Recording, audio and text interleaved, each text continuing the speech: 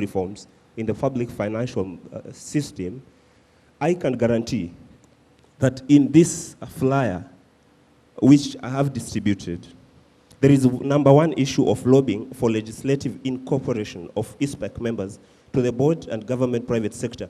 Currently, you can see the ICPAK complex that is there, a complicated complex, as the chair had told us. We have been the people who are monitoring the progress of this. Where do I want to take ICPAK? When you elect CCTV, I want to move ICPAK to the next level for betterment and better welfare of all of us. I came back to Kenya in 2012 and joined the former practice of Ahmad Saliani and Associates, which was then rebranded to S Associates as a partner. We recently also became an authorized training practice for ICAW, and I'm the qualified person responsible for training at S Associates. Can I say, ICPAK, if it can manage its cost, because these are issues that no other candidate is talking about, if we can manage cost, then we can deliver more for members. That's what we are saying. The issue is, can I cut costs? Are there activities in ICPAK that are not adding value? That's what I'm asking. Can we drop them? Are there programs that are adding value? Can we maintain them? The issue somebody said is, if expenditures are high, if they deliver, yes, but we have a lot of problems among our membership. A lot of our members are unemployed. We have young guys who are jobless, who are members. They need support.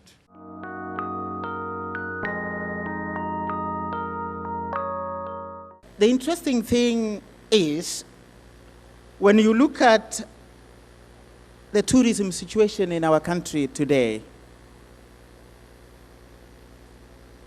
can we talk of the same success that we associate with Kenya Utalii College? Can we talk of the same success of tourism, like the one we can talk about with regard to Kenya Utalii College, if we use tourism arrivals as the parameter?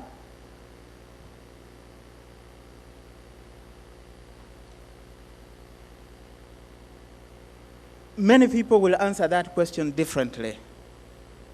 But I know that the men and women seated in this audience are men and women of numbers, more than words. So let me just give you some numbers. That is the reality that we have today. I was in South Coast 2 weeks ago, and I was told that between the month of January and now, almost 10,000 workers have lost their jobs because a number of hotels have closed down because there are no guests. The situation in Malindi is even worse, coupled with the problems in Italy, because Malindi depends mainly on tourists from Italy. Let's look at Tanzania, a large country geographically, probably slightly bigger than Kenya. Our neighbors and excellent speakers of Swahili, enjoying the legacy of Mwalimu Nyerere. Look at them. 843,000, 2011, 1 million, 2012, and slightly above 1 million in 2013. Clearly, numbers are going up, revenues are doing what? Going up too.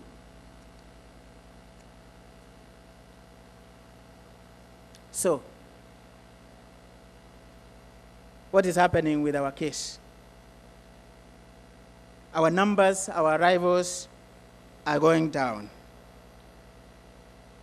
It is even now a miracle that guests are still coming to our great nation. One of those challenges, as you know very well, is or are the travel advisories, particularly from the West. The highest number of our tourists come from our traditional tourist sources, the UK, the US, France, Germany, name them. Travel advisories. The key reason why we have become targets of travel advisories is partly because of such Eurocentric notions that tend to really dismiss the African state to be existing in this paradox of hegemony without power. A weak African state which is not able to protect its citizens, how can it protect its guests? The second paradox associated with Africa, in scholarly circles once again, is the paradox of the order of disorder. The paradox of the order of disorder in Africa. The Western world has depicted an Africa that is rising. I remember sometime last year, The Economist ran the headline screaming, Africa is rising. I don't know how many of you saw that. How many of us saw that? Africa is rising. Every country in Africa today is talking about discovering oil. Even us, we have done it, isn't it? And we are feeling good and happy. And minerals. Titanium is just here. Is that not so? They talk about Africa that is experiencing for the first time what they call relative peace and stability. They talk about an Africa that has witnessed the growth of some level of multi-party liberal democracy since the 1990s. And they can quickly point to election cycles in Kenya, in Ghana, and even in Nigeria. Normally when they talk about Nigeria, they say, and even in Nigeria. Successful elections, which bespeaks of the entrenchment of liberal democracy in Africa, which is a good thing. And this is what the Africans have been looking for over the years. But the reality on the ground, my brothers and sisters, is that if Africa is rising, I want to doubt whether it is growing, and hence the paradox of rising without growing. I would suggest we also have sustainable tourism. The current situation is one that is made up of a number of things that are not very interesting. Human-wildlife conflicts, unplanned tourism development, challenged land use, and wildlife management. But we can develop tourism that constitutes P cubed. 1P for tourism that supports our communities and our people, tourism that supports our environment, and tourism that makes profits for the people who invest in the sector. And we can do that by coming up with integrated destination development. Why not gazette all our beaches and make them protected recreation areas? Why not support our communities to make them part of the tourism supply chain? We put in place taxes, licensing, and services which support the investors in this sector. And I want to urge you, our friends, that let's travel this Kenya. This is our country. This is our motherland. The government has given us incentives to do that. The infrastructure is getting improved every day. I travel quite a lot in and around this country, and I will tell you, it pays. It pays. I want to say that what I wish for our country is that we should not go neither west nor east, but let's go forward. There is a gentleman who said he is from Nyamira. And he talked about security. Nyamira is very close to home. And I was wondering whether we are being realistic in putting money in marketing instead of putting it in issues that will help us sort out issues that touch on security. My brother, I don't have an answer to your question, but I will tell you that the things that affect tourism in this country are multi-sectoral. They need to be handled by different government departments, different government ministries. And all these are interdependent. It doesn't mean that if we concentrated all our efforts and resources in sorting out security at the expense of all other things, we could have sorted out all the problems. As the government tries to sort out issues of security, there are other pressing issues that have to go on, in my view.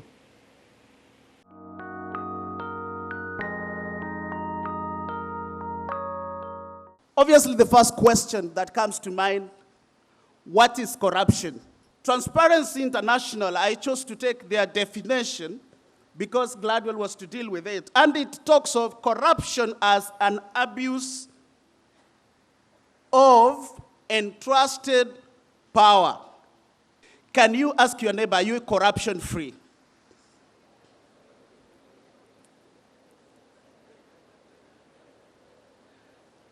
And I guess that is $6 million question that we can all ask ourselves. So generally, when you look at the history and the evolution of how it has happened, then it gives you a fair chance on giving it information that it requires. And it was talking about corruption schemes, and the corruption schemes, quickly mentioning them, when you have bribes, bribery and kickbacks, when you have things like conflict of interest, we know, or you have been informed, or you know, but you have fear to take. I like our guest who talked about the magic of waking up.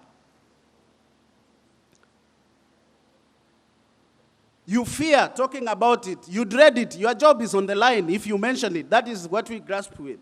Economic extortions. Things to do with illegal gratuities. Just paid a lot of money. And we see this in government. Last time you were reading in the papers, someone approved salaries. You start with yourself, then you move to the team so that that information doesn't go out. Let's think about where is the gatekeeper? Still watching, we will get to know. But the article was emphasizing that auditors and accountants can actually help detect and deter bribery and kickbacks. Because an auditor is a watchdog and whatnot. Huh? Not a bloodhound. So what we could ask, are we sleeping or we are awake or we've gone into the house to sleep with the master? In our nation, you know, you can go to many of places you find goods have been procured and then they are not being used. But these are very huge capital expenditures. What exactly happens? You'll find the investment has been done. Now, no division of duties actually between a new vendor approach and authorization for purchasing. So something just happens at the top and you are told, can you comply with the internal requirements? Can we look at the areas where government or the national or our nation we've done to address this menace? And you look at, initially we had the Kenya Anti-Corruption Authority. It was set up. We have had very classical chairs in that. And later on, when the Constitution was coming in, we moved to Ethics and Anti-Corruption Authority because the issue of integrity was at stake, and that was put in to see if we add leaders who are not of the highest integrity would not get positions, or other state agencies with a role, like the State Inspectorate, Efficiency Monitoring Unit, Performance Contract Secretariat, as well as Public Investment and Public Accounts Committees of Parliament. So when you look at all this institutional framework and the strategies to address corruption, the key point still is, despite this multiplicity of agencies, the war is still far from being won. Then now the question is, are we likely to give up, or there is opportunity to address corruption in this country? I am standing here just for purposes of this presentation and in terms of planning, acting on the plan and doing that. Members, fellow CPS, as we stand on the gates, this is a war that we cannot afford to lose. We account for everything we do. How many projects do we know in this country that are incomplete because of corruption? I will not name probably the constituency where I come from, but what I've seen over time, that projects are started by our tax money, and then if the people didn't vote you, even your project will not take off. It stops where it started. That is a different dimension, but corruption at its center. Look at the inflated project costs.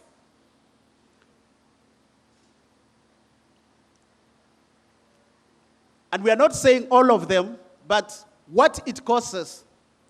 Because I must get 20% in the deal, the project cost must go up. Look at the delayed and poor quality projects. Just sharing with you, and you know this better than me, that in any organization, money lives through two routes.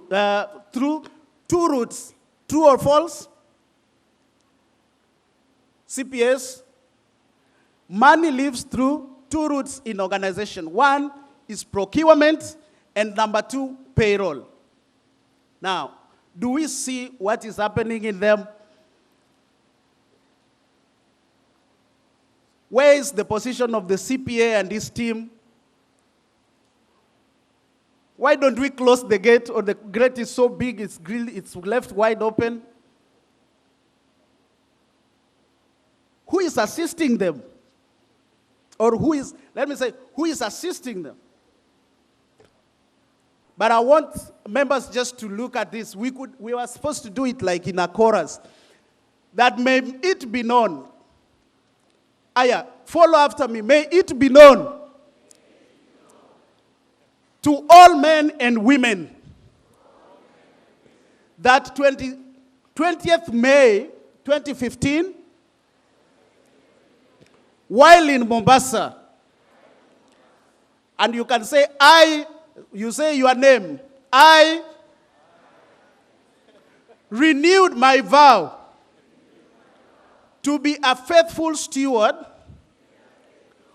of all resources trusted to me. I promise to myself and to you all my fellow CPS, turn to your neighbor, and to you all my fellow CPS,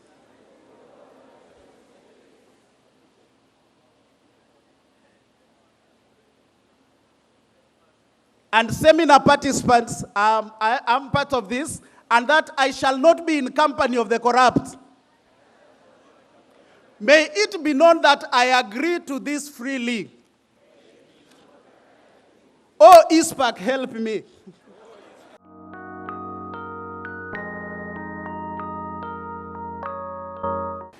The case for regulation of charity sector in the country is founded basically on three or four basic areas.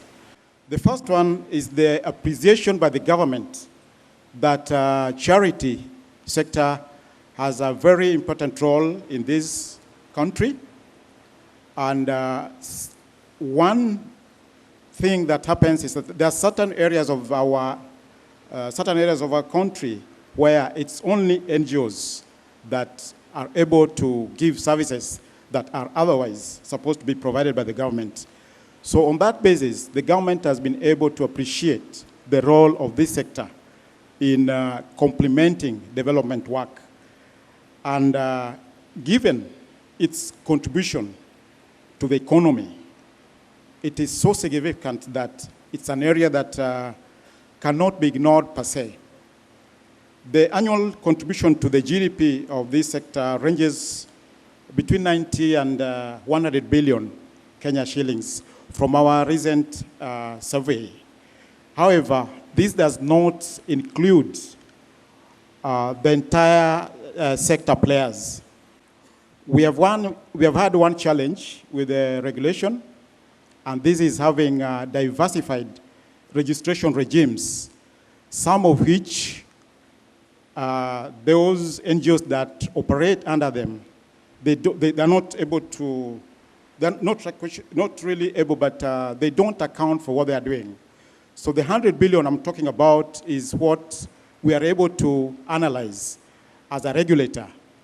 Our mandate as a government agency is derived from Section 7 of the Act, which came into operation in 1990, and outlines our mandate and responsibilities as follows. To facilitate and coordinate the work of all national and international NGOs, maintain a register of national and international NGOs, receive and discuss annual reports of the NGOs, advise the government on activities of NGOs and their role in development. Conducting regular reviews on the register, provide policy guidelines on the sector, receive, discuss reports of the council, which is a private members organization, and also to develop a code of conduct for NGOs, as well as prescribing rules and procedures for audits of NGOs. That is where we derive our mandate. The status of the sector, as we stand today, we have about 7,000 active registered NGOs. In the register, we have slightly more than 10,000, but only a limited number are active. Some of them are just there on record, but they are not involved.